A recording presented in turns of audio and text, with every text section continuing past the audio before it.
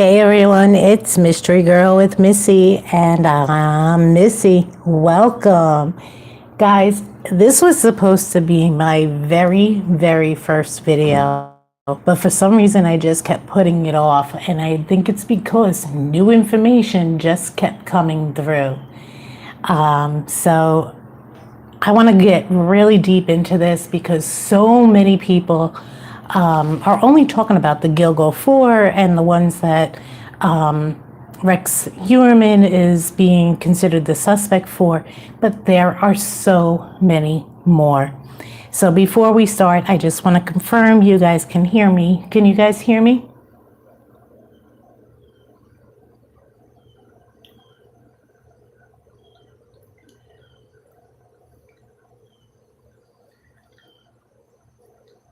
Thank you, Sally. Thank you, Shannon. Shannon and Sally are my moderators. They have helped so much, and I cannot express how appreciative I am to them. I just want to wait a couple more minutes and let people get in. I did post a question on there, and I really want you guys to answer it.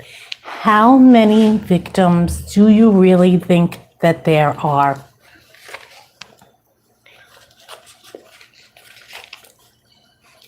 Post in the comment. Let me see some numbers there. Thank you, Shannon. How many do you think there are?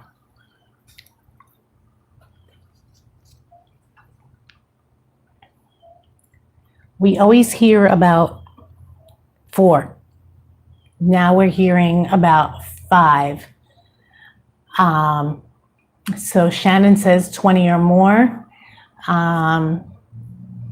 What does everybody else think?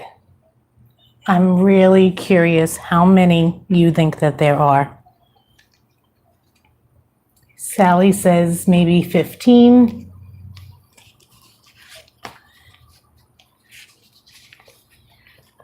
So there are you ready for this? There are 20 victims. Shannon, you were right somewhat. But there have been at least 10 more since 2010, and there's no information that's been released on those victims. So that's 30, guys. That's 30 victims. And I think they all deserve a name. Yeah, exactly, Shannon. So I don't know how you guys want me to do this. Do you want me to give a background on this? I don't know if everybody's familiar with the Gilgo Beach murders.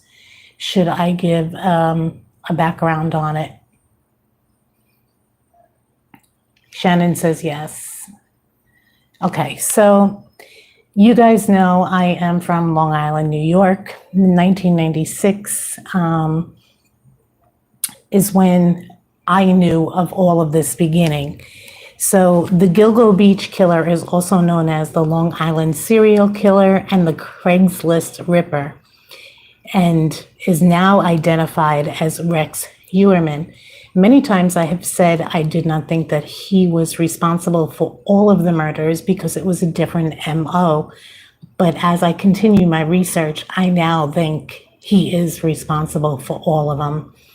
So I was wrong, I think. But I definitely think he is responsible for all of them. Yeah, Sally, you do too. Yeah.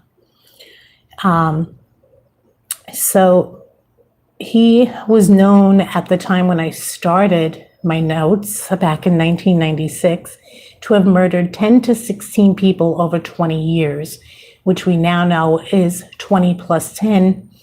So that's 30. I called him the Gilgo Beach murderer. These murders began in April of 1996 and continued and possibly still could continue. So, like I said, I was born and raised in Long Island. In 1996, I was in my early 20s. I had gone to Robert Moses Field 5 many times. Robert Moses Beach is a state park in Fire Island, New York, off the Robert Moses Causeway in Babylon, New York. The park is on the west end of Fire Island. one of the Central Barrier Islands of southern coast of Long Island. This beach is extremely popular, as Field 5 is 3/4 miles to Fire Island. Robert Moses is about 8.9 miles from Gilgo Beach. Both are located off the Robert Moses Causeway, which is where most of these bodies were found. They were mostly found on Oak Beach, but because the Gilgo Four were found on Gilgo, they refer to everything as Gilgo Beach, but it's really not. So, like I said, everything revolves around the Gilgo Four. I had never heard of Gilgo Beach or had been there until 1996. Going there on a date with my now husband 27 years later to hang out with some friends. I gotta be honest, finding out in 2010 that there were bodies of 10 to 16 girls that were there freaked me out. I was totally freaked out that in 1996 I was there and some of those bodies were there. They were all beautiful women. Exactly. It's really sad, regardless of what their occupation was, they're still human beings. They still had hearts. They were doing this, some of them to support their families and their children, so it's sad. It's sad. So the one thing that keeps this case going is a lawyer, attorney John Ray. And I really need to give a huge shout out to him. Many people discredit him, but I believe if it was not for him, that this case would not be continuing to be looked into. It's a lot of the witnesses have gone to him rather than to the police. And like I said, when we thought we had identified Peaches, we notified the FBI, we notified Nassau and Suffolk police, we notified Crime Stoppers, and it was, nobody knew, is it Nassau that's handling it or is it Suffolk that's handling it? And people are just starting to go to John Ray, and he is getting the information out there, which, thank you very much, John Ray. It's definitely appreciated that you have not given up on this case. So I want to get into the victims that are not spoken about. And we still have the 4 Jane Does. We have Peaches, who was the mother of the baby. There is Cherries. There is the Asian male. And there is an unidentified woman as well. So the first one was Jane Doe number 7, who is now known as Karen Vergata. And you have heard her name a lot in the news lately. She went missing on Valentine's Day of 1996, and she was the first one whose body was found. She was found in a garbage bag with her legs in it. Her toes were painted red, and she was found on Blue Point Beach in Davis Park and Fire Island. In 2011, her skull was found on Ocean Parkway, west of Tobay Beach in Nassau County. Now, Tobay Beach is very close. It's actually in the same town area as Massapequa, where Rex Uerman is from. So Karen Vergata was not identified for 27 years. And the new news that's coming out from John Ray and a new witness is that she was at Rex Uerman's house in February of 1996, which I need to get into that because there's questions, and I really believe that that one is true. I'm so sorry I missed those comments, guys. I'm looking at my notes, but when it comes back up, I'll catch it. Number 2 is Jane Doe number 3, who is Peaches.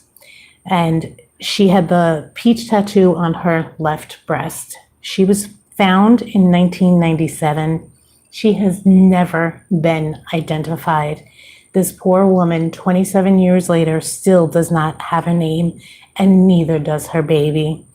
She was found on June 28th of 1997 in a green garbage bin. That's where her torso was. And that was in Hempstead Lake State Park in Lakeview, New York. On April 11th of 2011, that's when her legs and her arms were found in a plastic bag with gold jewelry. Her legs were severed below the knee, and she was 10 miles east of Jones Beach State Park. She was possibly African-American, light-skinned African-American, maybe Hispanic, and she was later identified as Baby Doe's mom.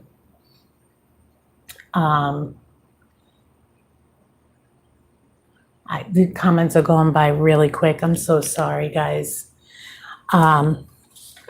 It's really sad that there is a baby included in this. Baby Doe is the daughter of Peaches, and she was not found in 1997. Yeah, it's absolutely horrible, Shannon. Absolutely horrible. She was, through,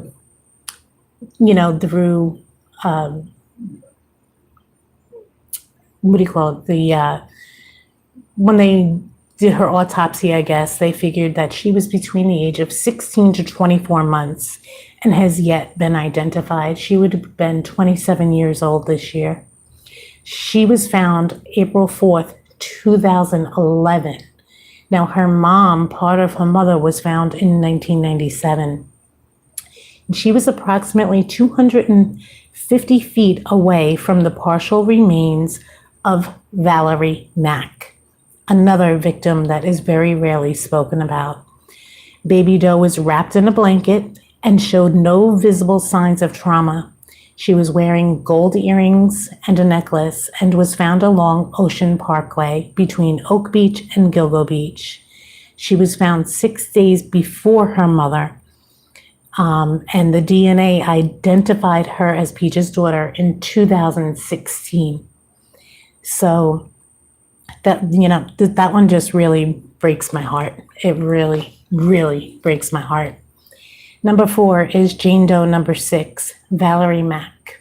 Again, guys, I'm going over all of the names and of all the victims that are not spoken about because they deserve to be spoken about.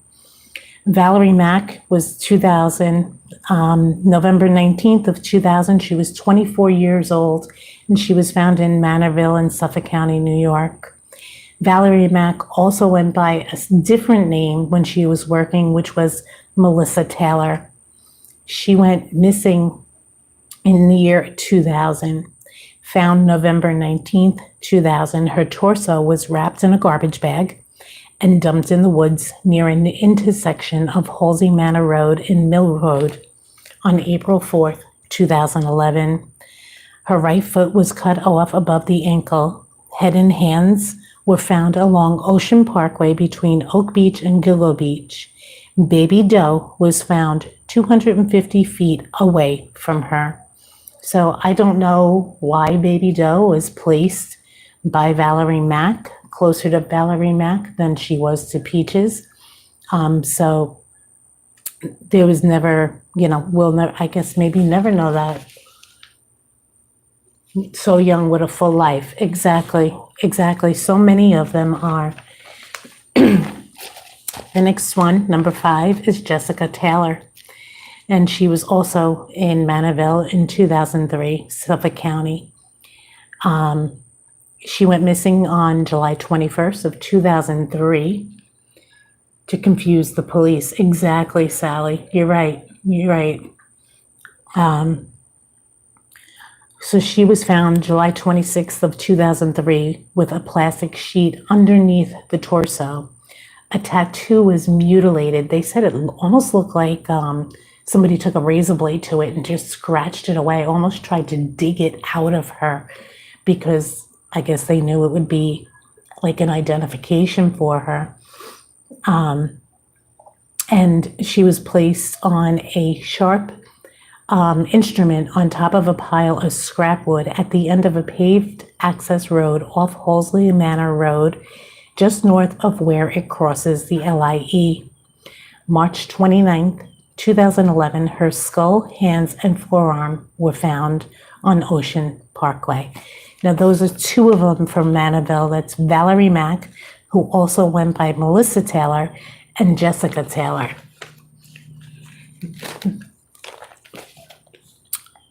So that's two in Manorville, guys. Now, there's a John Doe. That's why Rex changed his MO. It's very possible, Sally. And yeah, I agree, Shannon. So the third one from Manorville, this is number 6, victim number 6, is a John Doe who was found in 2003 in Manorville. His age was determined to be between 35 and 50. He was identified in 2015, but by the family's request, they did not release his name. Almost sounds like the Zodiac killer. They all have a reason. So John Doe was identified, but the family requested that his name not be released. He was found in November 10th of 2003, badly decomposed 400 yards south of the Long Island Expressway near Topping Path in Manorville, New York, 3 miles east of the woods where Jessica Taylor and Valerie Mack were found. So that's 3 of them in Manorville. Yeah. See, there's going to be so many that you don't know about, Sally. It's crazy how many there are. So there was definitely more than one John Doe. And as we're finding out, Rex was also into men. So this is starting to make a little bit of sense and bringing it together. It's kind of why I was saying it's not his MO. But now we're starting to learn more. That's why I said I think it was meant for me to wait for this video. Sorry about this still picture, guys. I'm sitting on my porch outside. Hopefully a beautiful bird or something will fly by. Victim number 7, Jane Doe, known as Cherries, from Mamaroneck. And she was 2003, March 3rd, 2007, I'm sorry. She was never identified. She is still a Jane Doe. It's not known when she went missing, but she was found on March 3rd of 2007. Her torso washed up on a beach at Harbor Island Park in the town of Mamaroneck in a suitcase. Had a tattoo of 2 cherries on her left breast, determined to have been stabbed to death.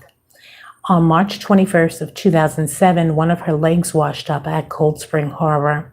On March 22nd of 2007, her other leg washed up at Oyster Bay in the village of Cove Neck, which is located within the town of Oyster Bay in Nassau County, New York. Harbor Island is in the town of Hempstead, Nassau County, New York. And she is the second light-skinned African-American or Hispanic. I had found quite a few similarities between cherries and peaches. We're talking Oyster Bay and Hempstead for cherries, but they are in the town of Hempstead, so they were both found in the town of Hempstead. They both had fruit tattoos on their left breast. They were both decapitated. Both of their skulls were never found. They were both light-skinned African-American, and they were both not in bags. They were the only ones that were not in bags. Peaches was in a garbage can, and Cherries was in a suitcase.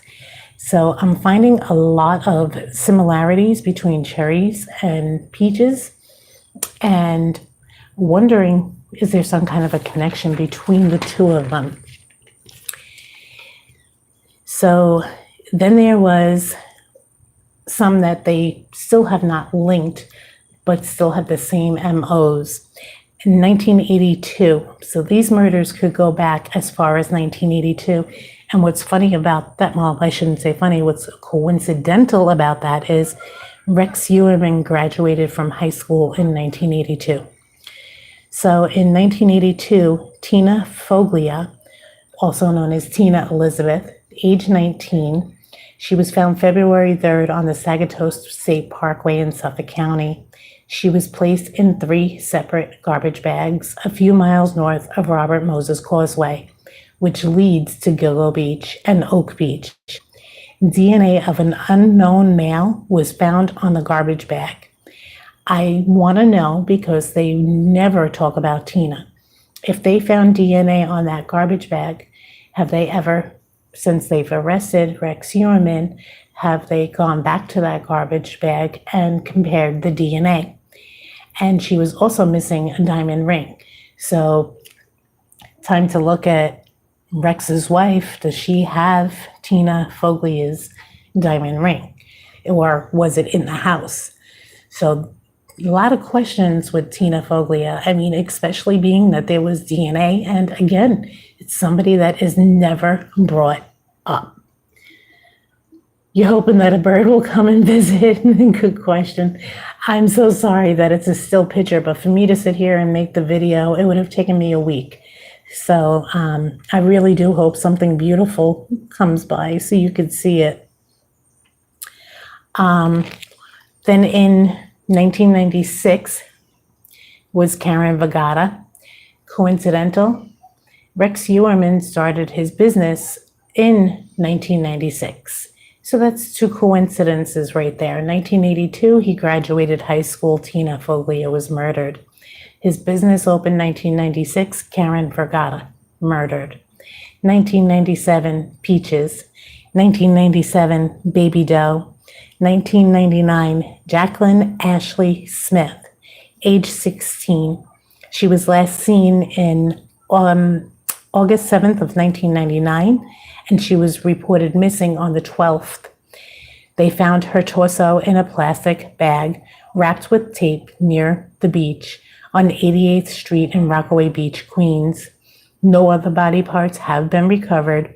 2 years later, Andre Jamal Isaac was found in the same exact location. In 2000, Valerie Mack was murdered, also known as Melissa Taylor. 2002, Andre Jamal Isaac, known as Sugar Bear, age 25, was a drag queen and last seen getting into a red BMW driven by a Hispanic male. His torso was found on the boardwalk on 63rd Street in Queens on December 17, 2002. On January 25th of 23, his head was found west of East Suffolk, Mill Pond in Moriches, New York, with a single bullet wound to the temple. Arms and legs were found several miles away in a plastic bag. I worked within walking distance of where his head was found. And until I did this research, I did not know that. I had gone there with some of my residents, brought them there for a beautiful day down by the lake, never knowing until my research that this gentleman's head washed up over there, which was another kind of creepy. You know, being on Long Island, you're going to run into being in the location of these bodies. But these people are never mentioned, and I'm not going to lie, it pisses me off because there are more than 4 people and they all deserve to either be identified or to have peace. They deserve peace. 2005, Jamie Diane Seymour, age 21. She was reported missing on August 8th of 2005. Went to Manhattan Port Authority from New Jersey and is still missing. 2007, one of the Gilgo 4, Maureen Bernard Barnes, age 25, from Norwich, Connecticut. Now, again, Peaches does have connection to Connecticut. The tattoo artist said he did her tattoo. So if you're in Connecticut and you knew somebody by the name of Peaches that was African American, maybe didn't live there but visited, please come forward, leave a comment in my comments, come forward to the police or John Ray. Let's get Peaches and her baby girl a name. Hey guys, can you do me a favor and smash that like button for me? Like, I really put a lot of time and hard work into this. In 2009, Melissa Bartholomew, another one of the Gilgo Four, she lived in the Bronx. She was found December 11th, 2010. 2010, this is number 14, guys. Megan Waterman, age 22, from South Portland, Maine. She stayed at a hotel in Hop Hog. Thank you so much, Sally. I appreciate that. And she was found on December 13th of 2010. 2010, Shannon Marie Gilbert. May 1st, 2010, she went missing. We've all heard the call. If you haven't heard it, I do have it on my videos. You can go back and listen to it. She was found on December 13th of 2011. Thank you to the persistence of Attorney John Ray pushing, and her family was pushing and pushing and pushing. Hi, William. Thank you for joining. We are going over all of the victims. There is a total of 30, not only 4, so I'm going over all of the victims. 2011, there was 2010, Amber Castillo, age 27. She went missing on September 2nd, 2010, and was found December 13th of 2010, one of the Gilgo Four. Another person that is not spoken about much is the Asian male who is still unidentified. 2011, he was between the age of 17 and 23. Estimated 5 to 10 years missing prior to being found in 2000. So that would be between 2001 and 2006 that he was missing. He was found April 4th of 2011. He was transgender and suffered blunt force trauma. And number 18, 2013, Natasha Hugo, age 31. Found June 24th, 2013, floating in the water in Gilgo Beach with a wallet, some clothes on Ocean Parkway, which is close to Gilgo. So her clothes and her wallet were on the road. Oh, that's awesome, AJ. Leave your DNA on that like button. I love that. Thank you. That was great. I'm like, what? What's DNA? Number 19, 2012, Patricia Viola, age 42. She was found on Rockaway Beach in Queens. 2013, another Jane Doe, age 20 to 30, from Laddingtown, found near Oyster Bay, wrapped in a particular material, and she was wearing a pig pendant. Now, since 2010, there are 10 more victims, and it's crazy to me how they only talk about the 4. They only talk about the 4 when there are all of those that I just went over that aren't being spoken about. I mean, Tina, that one drives me crazy. They have DNA. They have a male DNA on her body. Has it been compared to Rex Uerman? And I really want to know the connection with James Burke, Peter Hackett, Rex Uerman, Joseph Brewer, and Michael Pack. Guys, I don't believe that Rex was alone. I don't. Do you guys agree with me? Do you guys agree with me that Rex did not work alone?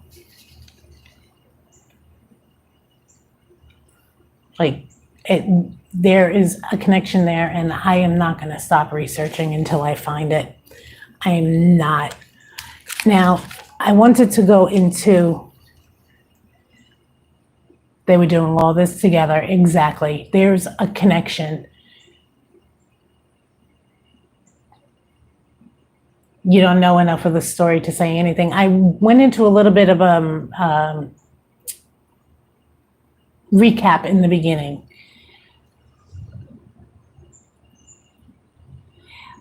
He's got connections to Vegas. He's got connections to New Jersey, Virginia. There are connections in quite a few different states, AJ. Rex and his wife, I believe his wife definitely is involved. I was watching, Sally had actually sent it to me. I think it was Sally, it might have been Shannon. I'm sorry if I'm wrong. You guys have been sending me a lot of videos, which is awesome. But one of the videos that I watched, it was an interview with John Ray. Yes, he has homes in those places. And John Ray was saying, people are saying that Asa, who is Rex's wife, could not have been involved because in 1996, she was pregnant. And that is when Karen Vergata was supposedly at Rex's house. But as John Ray pointed out in the interview, she didn't participate in the swapping that day. And at first they thought the reason was because the woman was African American. But he said maybe she didn't participate because she was pregnant, which does make a lot of sense.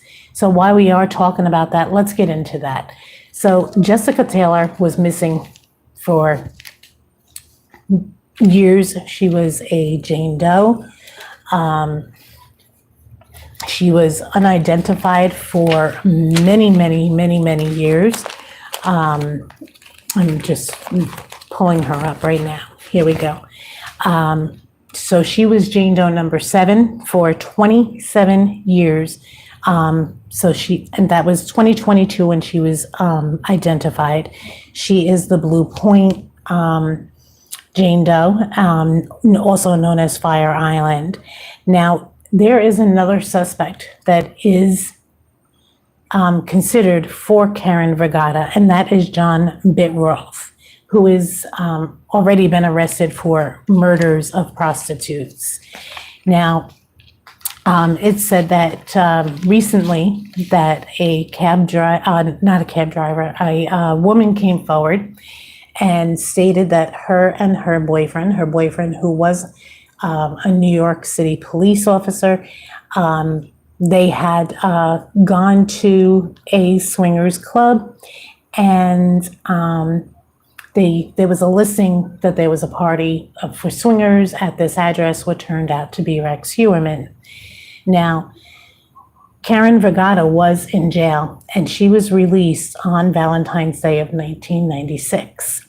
So she gets out of jail on February 14th, 1996, and apparently this couple, this cop and his girlfriend, they see her and she looks hungry, she looks dirty, so they pick her up and they bring her to Rex Heuermann's house.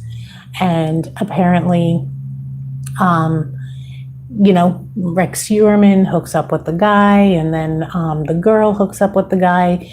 Asa did not participate because, as what's his name, John Ray, the attorney, is speculating, maybe not because she was pregnant. So they do whatever they got to do. They do their swinging, they participate, and the man and the woman leave, but they leave Karen behind. And apparently Karen had run out in front of the garage. She was naked. And the woman felt horrible for leaving her there. And she said to her boyfriend, "Why are we leaving her?" And he said, "Oh, they're just playing a game. Don't worry," because she was running around. This statement makes a lot of sense to me because Karen was released from prison on Valentine's Day. She was last seen on Valentine's Day. Her last phone call was to her father for his birthday, which was on Valentine's Day of 1996. But her family never reported her missing, which I kind of found a little bit weird. She did have 2 sons. Their names are Eric and Gary Doherty. They were adopted when Karen had gone missing. Her family, it doesn't look like they took them in. So she had a habit of not contacting family. Karen's father died in 2022. In 2017, he officially declared his daughter dead to obtain her unclaimed assets. The family did hire a PI, and the father did not really talk very much, to his family or to, his grandchildren or whatever about her disappearance. So the two boys, they still thought that their mother was missing. She was found, like I said, on April 11th, 2011, and in 1996. Her family did give DNA samples that did lead to her identification. Karen was troubled. She was struggling with substance abuse issues in the late 1980s and early 1990s. That's when she had her two sons with a man that was identified as Gunther Lind. In the 1980s, while she was pregnant with her oldest son, she was struck by a train. The child, Gary, reportedly was born with cerebral palsy as a consequence of the trauma that he suffered while in his mother's wound. Karen disappeared shortly after her son Eric was born. The two boys were adopted by Eric and Diane Doherty. It's believed their biological father may have died due to tuberculosis. So you have a family that's not looking for you. They know you're missing. You get out of jail that day. You're picked up by two strangers. You're in the sex industry. You go to a swing party, and unfortunately, her body ended up decapitated and found on Fire Island and Blue Point and also on Oak Beach. So when that woman came forward with this story, I definitely believe that story. Do you guys have any questions about that one before I continue? Because I really want to, I have a problem with the story about Shannon Gilbert. Let me know if you guys have any questions I could answer before we move on.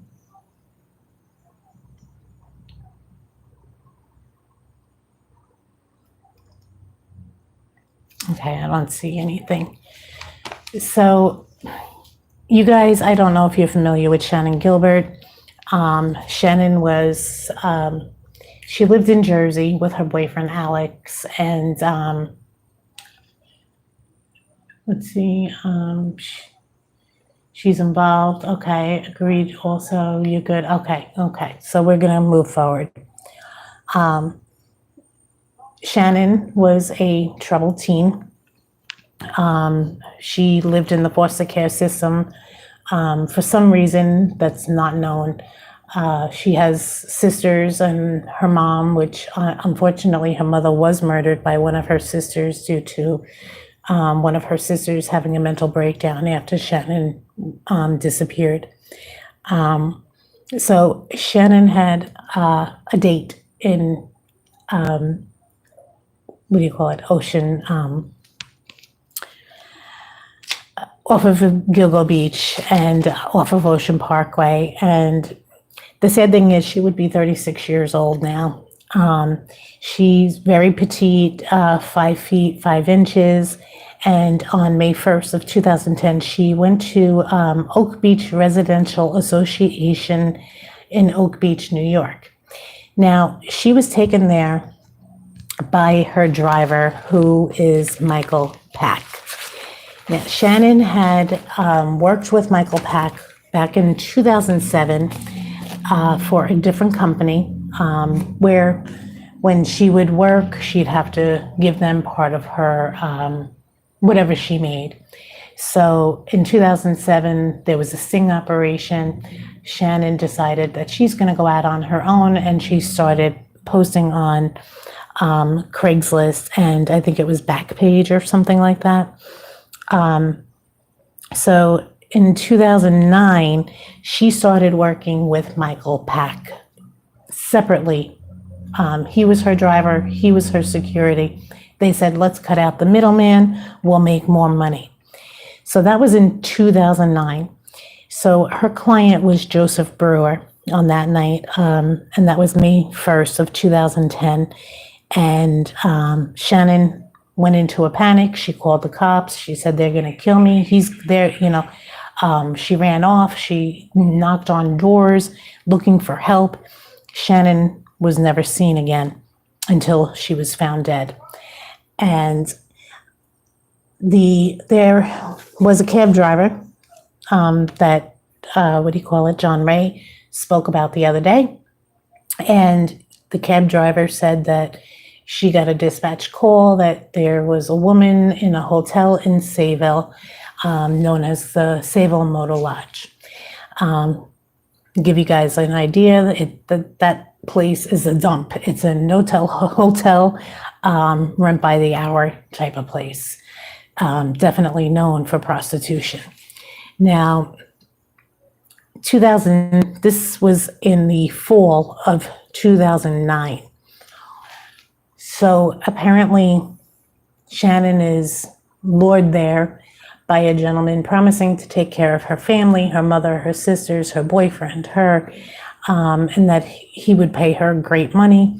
She goes, he tells her he's got $1,000 in an envelope for her. He goes into the bathroom. Shannon looks into the envelope. Apparently this is Shannon. And she looks in the envelope and it's just cut up paper. She goes into a panic mode. She thinks something's wrong. She goes into the bathroom. Now, I'm assuming that, this man came out of the bathroom and she went in. Apparently he got very agitated, angry. She locks the door and calls a cab and tells them, flash your lights, honk your horn, and I will come out. So this cab driver shows up and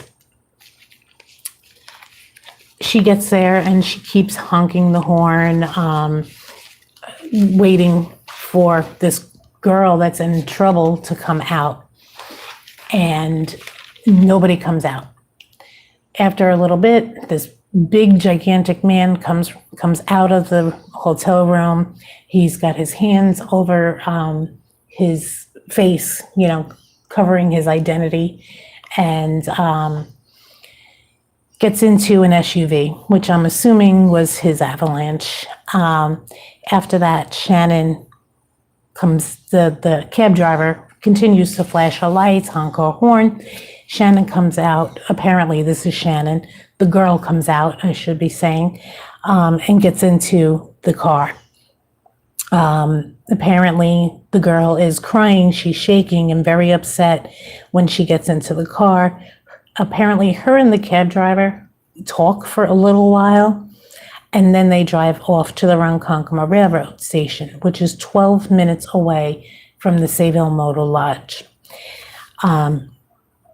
So the girl, she was bringing her to the railroad station so the girl could go back to New York City. Now, Shannon, at this point, I don't know if she was living in New York City or if she was already in Jersey with her boyfriend, Alex. That I'm not 100%. The cab driver said that the girl was a sex worker who was servicing a big man. The man seduced her to coming to Sayville because he made her all these promises, and that she pulled back because it wasn't real money. The cab driver said that her hair was pulled back. Johnny Ray said that Shannon always, would pull her hair back because she wore wigs. And Johnny Ray says that this girl turns out to be Shannon Gilbert. She had the lazy eye, and that's what really made the cab driver feel like this was Shannon Gilbert. And says that Shannon was lured into doing this because of the money and making her promise after promise. Now, I don't know how long they sat in that parking lot, because if they talked for an hour, they would have had to have sat in that parking lot for 45 minutes because the train station is 12 minutes away. And to sit in a parking lot where you know you're in danger for 45 minutes, that is definitely not something I would do. I would be like, let's get the hell out of here. So that part does not make sense to me. The other thing that does not make sense to me is Shannon had a driver. 2009 is when her and Michael Pack joined together for the business. They joined together. He was her driver. He was her security. And where was he? Why was she calling for a cab? They started working together in 2009. I don't know when. Apparently, this situation happened in the fall of 2009. So I don't know if they got together after this situation happened or before. But if she had a driver and a security guard, why is she calling a cab? That was, 2009 is a long time ago to remember this much detail. So, this one I kind of question, especially because, Michael Pack being the driver. But the other thing that I question is, in Shannon Gilbert's call, she repeatedly said, they are going to kill me. And Joseph Brewer was talking to her, and Michael Pack was talking to her. And it kind of sounded like Joseph Brewer was saying, let me talk to them, when she was on the phone with the police. I really kind of listened to the call in detail today. I can't guarantee it, but that's what it kind of sounded like let me talk to them. And then Michael Pack was saying, it's me, me, let's go, were there other people there? Shannon apparently made a statement that said that, I've never done this before and I'm never going to do it again. So I questioned, were there other people in that house besides Brewer? And was one of them Rex Uerman, which kind of makes me wonder if she was set up. And if this situation did happen in 2009 and say Michael Pack dropped her off, which I don't know. I don't know how she got there. Is he involved in setting her up? He left her there. He drove around, looked for her, couldn't find her, so he took off. He thought she was trying to take off with the money. You're her security. You're not supposed to leave no matter what. So I truly feel like there's a reason that this man took off. And then you got the good doctor. You got Dr. Hatchett. I call him Hatchet because the bodies are decapitated. But Shannon's body was visible from his porch. When they were showing Mary Gilbert where her daughter was found, they brought her to his house, to his porch, and showed her from there. He called Shannon Gilbert's mother. How did he get her phone number? This man had to have, he called from his wife's cell phone, but how did he know her name? How did he know her name? And how did he get her phone number? This man must have had Shannon's cell phone. There is so many different questions. They were planning a group thing and she resisted. Exactly, AJ, that's what I'm thinking. I'm truly thinking, that's my thoughts, my opinion. The more I look into this, it's crazy, I did a whole separation thing on James Burke, Dr. Hackett, and Rex. Now, Dr. Hackett and James Burke both worked for the Suffolk County Police Department. Dr. Hackett lived in the Oak Beach Association where Shannon disappeared and where some of those bodies were found. James Burke was a New York City police officer in the 1980s and came to Suffolk County in the 1990s. In 2012, he was appointed chief, by the Suffolk County Executor Steve Ballone from 2012 to 2015. One of the weird things is James Burke, Peter Hackett, and Rex are all around the same age. James Burke and Rex are exactly the same age. They're both 59, and Dr. Hackett is in his late 50s, early 60s. They're all in the same age. There was parties on Oak Beach all the time that had prostitution, drugs, cocaine. Rex and James Burke were both into female and male prostitutes. Dr. Hackett was actually fired from the police department. He was a surgeon for the police department, and he was fired because he claimed to be at work when he wasn't. The call that happened to Shannon's mom was on May 3rd, and Shannon disappeared on May 1st. So I don't know how this man got her phone number. He had to have had her phone. And the crazy thing is, all of these men are cleared. They were cleared. James Burke blocked the FBI. James Burke liked snuff films, even asking a co-worker where he can get them. Most definitely a bad cop. And Dr. Absolutely. Rex Uerman was also into snuff films. Now, I did not know what snuff films were. Trigger warning, snuff films are when you kill someone and have sex with them afterwards and how their body responds to it. And both Rex and James Burke were into these. And it said that, James Burke and Rex Uerman may have met while gay cruising at Bald Hill in Veterans Memorial Highway. Now, James Burke was arrested in 2016, I believe, for a civil rights violation and released in 2018. And in 2023, just back in August, he was at the age of 59. He was arrested for soliciting sex acts to a plainclothes park ranger for the 6th precinct at Bald Hill for exposure and soliciting sex. And that was in Farmingville, New York. Now, James Burke is currently living in Smithtown.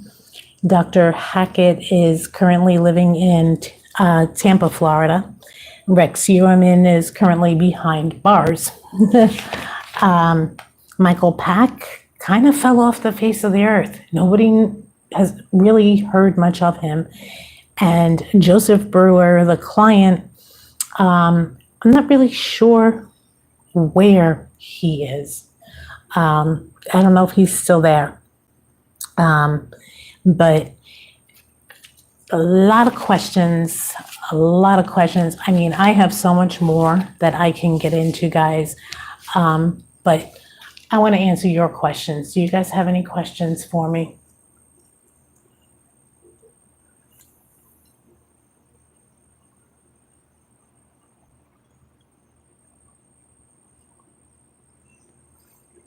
Yes, Michael's name was in her 911 call. Apparently, Michael Brewer went out to Michael Pack's car and asked him to come into the house and get her out of his house because she was hiding behind a couch, which is when she was on the phone with 911. And then Michael Pack went into the house. The two of them tried to get Shannon out, but she was terrified of them.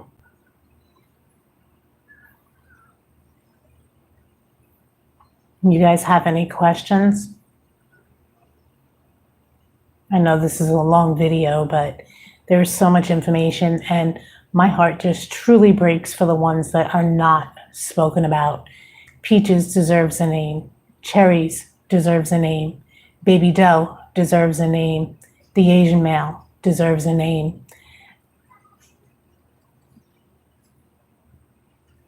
AJ, yes, that was the night she was killed. Yes, she ran to a couple of houses, knocked on the door. Two doors they opened, but she, for some reason, panicked, continued to run. She knocked on a woman's door, and who was a little bit elderly and had an elderly mother in the house. So she did not open the door, but she did call 911. A couple of the people whose doors she knocked on, they called 911 also. So there was 3 calls at least made to 911 about Shannon, including her. And it took a long time for the police to get there that night. It took a very long time for the police to get there that night. You know, and then when they did Shannon's autopsy, they tried to say that she drowned. That is not even a possibility. Her attorney, again, big credit to him, had a second autopsy done, and it did show that she was missing a bone in her neck, and showed strangulation. So the weird thing is, all of these people, all 30 of them, were decapitated. All of them. The last 4, the ones that they constantly talk about, those are the ones that were not decapitated. And they were found after Shannon went missing. So I question, were the murders happening over by the beach?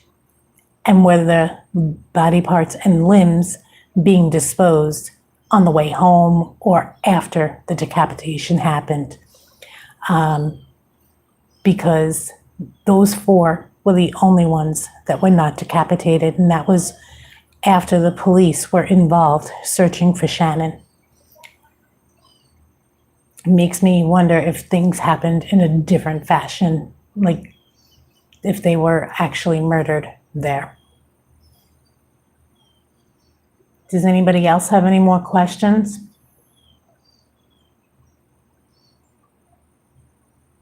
How did Rex get connected to that event?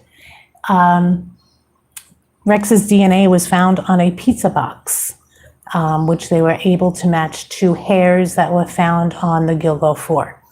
On 3 of the Gilgo 4, Rex's wife Ace's hair was found, and on 1 of them, his hair was found. So they were able to match the DNA from a pizza box to the girls.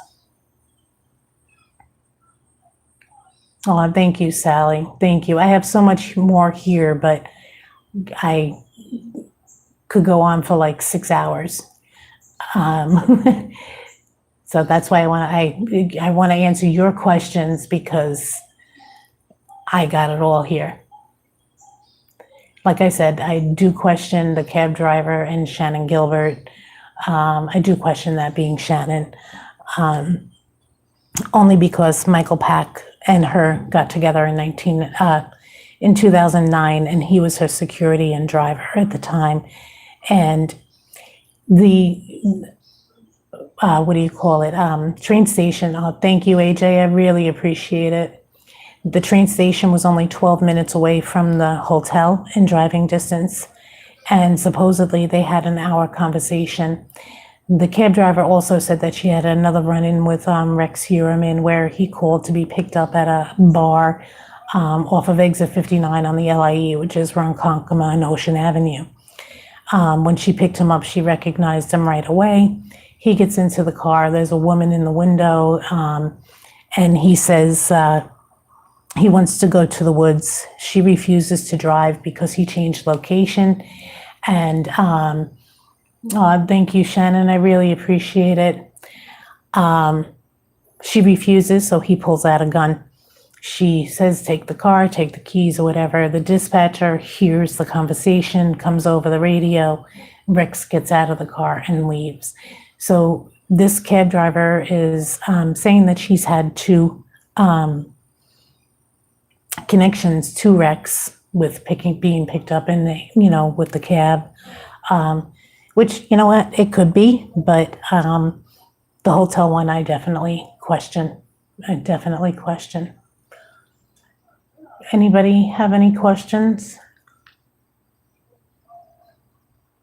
I really do hope that they check that DNA on Tina, that they found the male's DNA. I really hope that they compare the DNA, because I do not think that Rex worked alone. And it could tie one of these other men to this situation.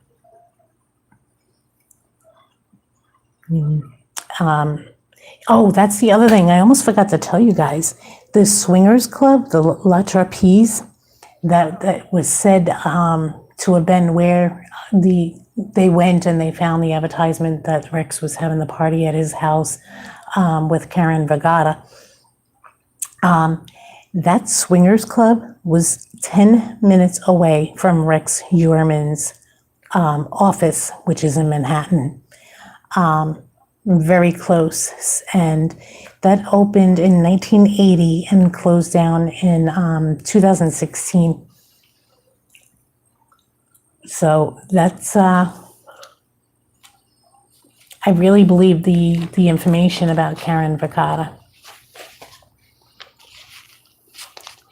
So, you'd like to see him connected to all the victims, AJ says. Exactly.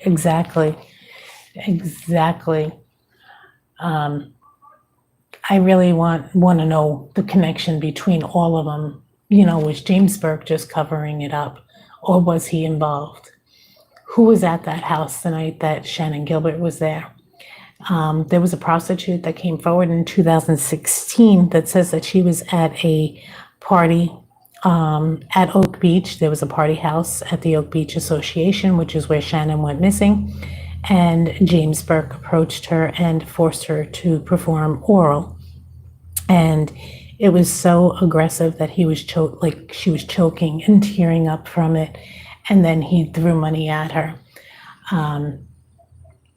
So there's definitely connections of him being at the Oak Beach, being involved in those parties where there was prostitution.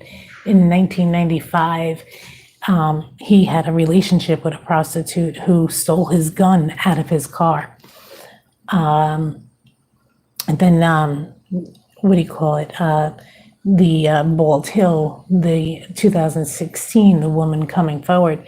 There's just so many connections of prostitution with James Burke.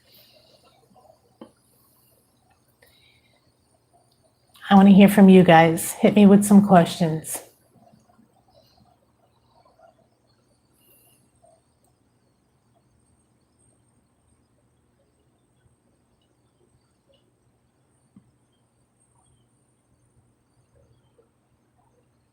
I don't know if my screen's moving slow or if you guys don't have any questions.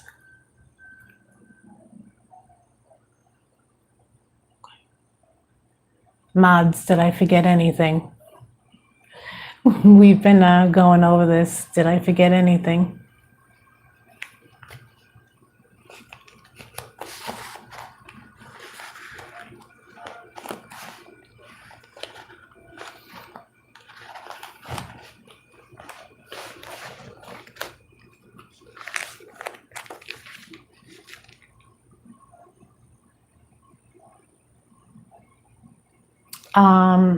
Shannon, actually, Shannon's asking if any of the women have gone anywhere with him in public.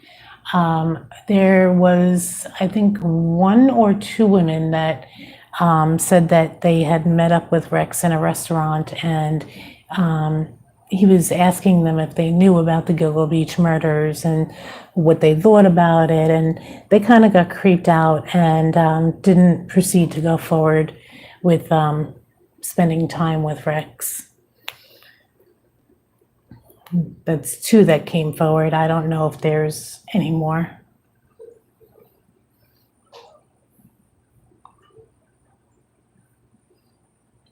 Anybody else have any questions?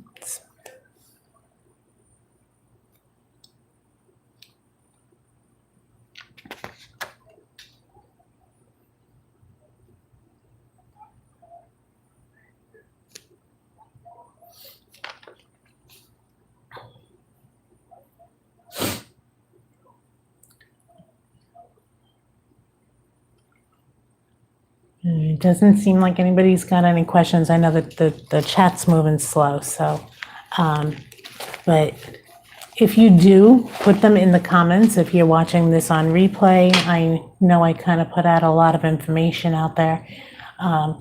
But again, there's 30 plus victims, and 4 of them are the only ones that keep getting repeated. And every single one of those names needs to be out there. And that's why I needed to make this video, because there's other, and they're all the same MO. They're all decapitated. They're all in some form of garbage bag, which he switched to burlap.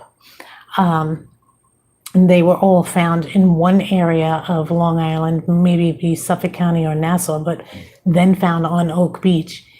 That's 30 people, 30. And Peaches does not have a name. Cherries does not have a name. The Asian male does not have a name.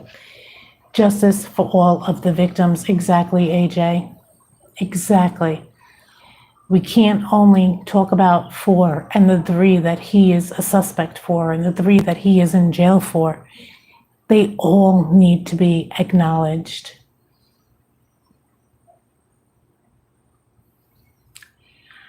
I don't know, Shannon. Your comment went out too fast. I couldn't read it. I don't know if anybody else will come forward. It seems like people really do trust Attorney John Ray. It seems like people are comfortable speaking with him. He seems very easy to speak to, and he's willing to listen. You know, honestly, if I get any information on any of my videos, I might actually go to him to talk to him and give him the information, because when I thought we had that information, I really didn't get too far. You know, so the new task force that is in, you know, now, they are doing an amazing job, but the job needs to continue for the 30 other victims. And these people deserve peace and to finally be able to rest in peace. And, you know, it's kind of heartbreaking. This is a case that, like I said, I've been working on since 1996, and the amount of information I have here, if I read it, we'd be here until tomorrow at this time. So I'm definitely, you know, any questions you have, put them in the comments. If you're watching this on replay, I will be more than happy to, you know, respond. I do cross-check everything to make sure that it's a fact, and Sally and Shannon can definitely back me up on that. Like before I made this video, I said, you know, I got to cross-reference everything and see what makes sense. I got to, you know, but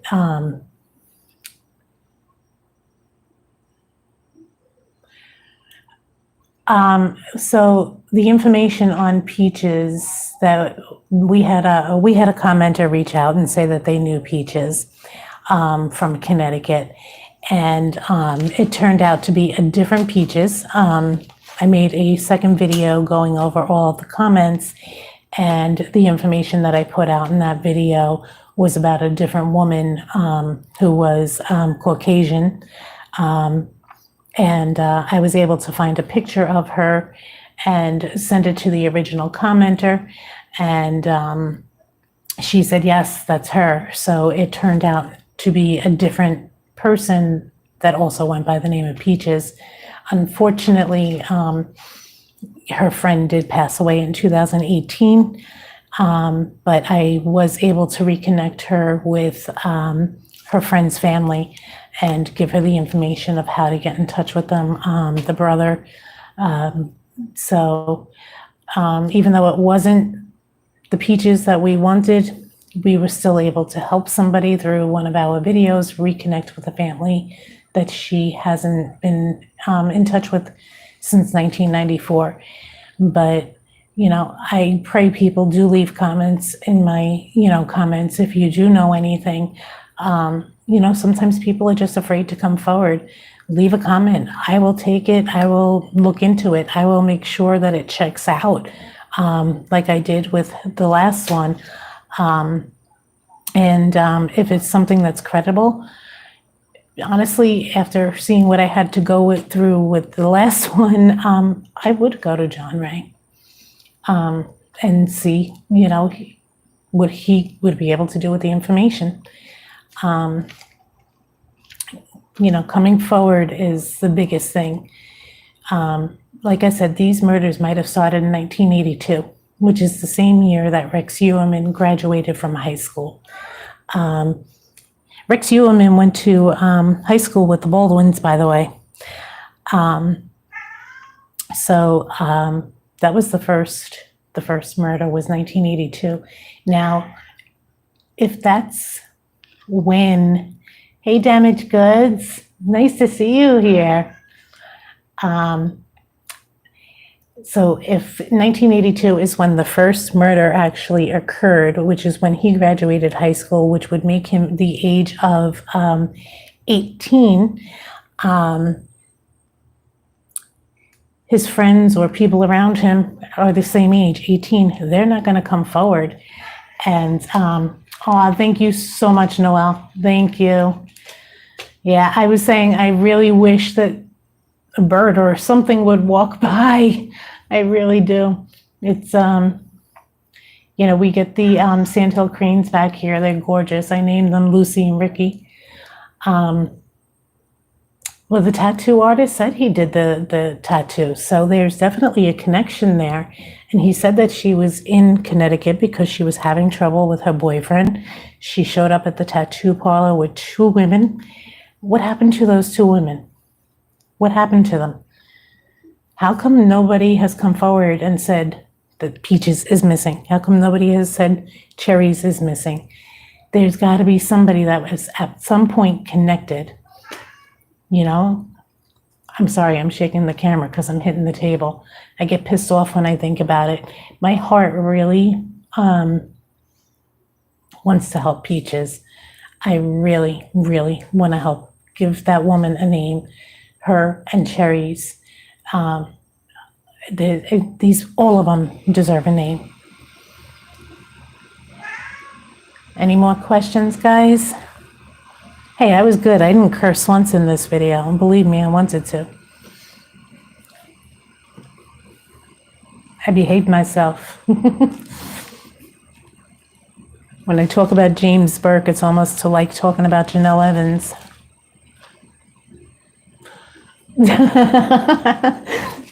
Noelle, I've been going off lately.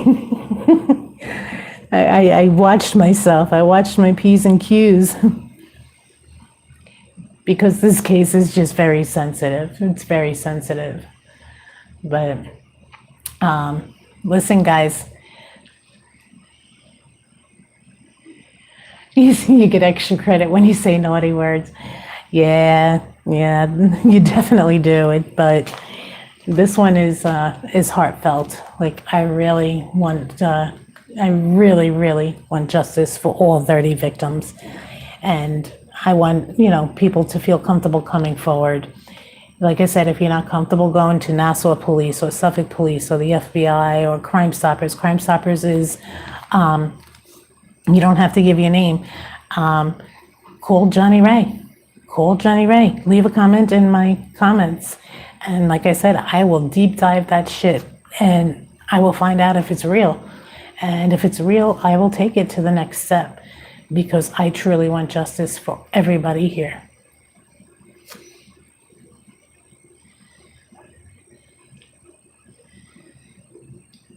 Are there any other questions that I could answer out of my million pages of notes for you guys? Even though I didn't even look at them once, really.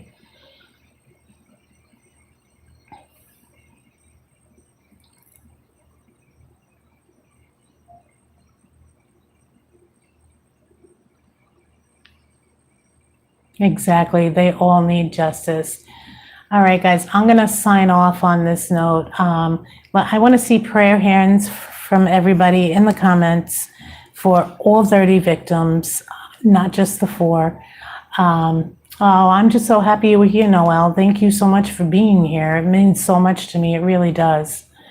If let's see prayer hands for all of those victims. Every single one deserves justice. They all need to rest in peace. And they all need a name of the person who took their life. So on that note, guys, prayer hands for all the victims.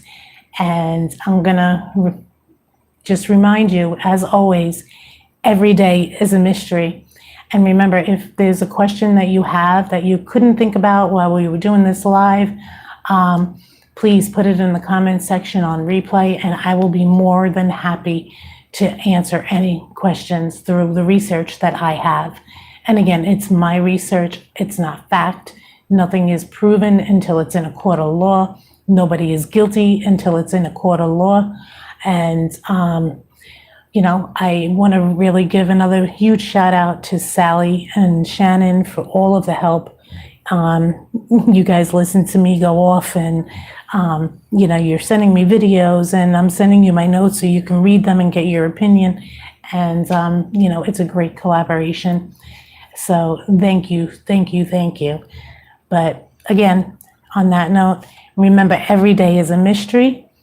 Stay good, stay safe, and I will see you soon.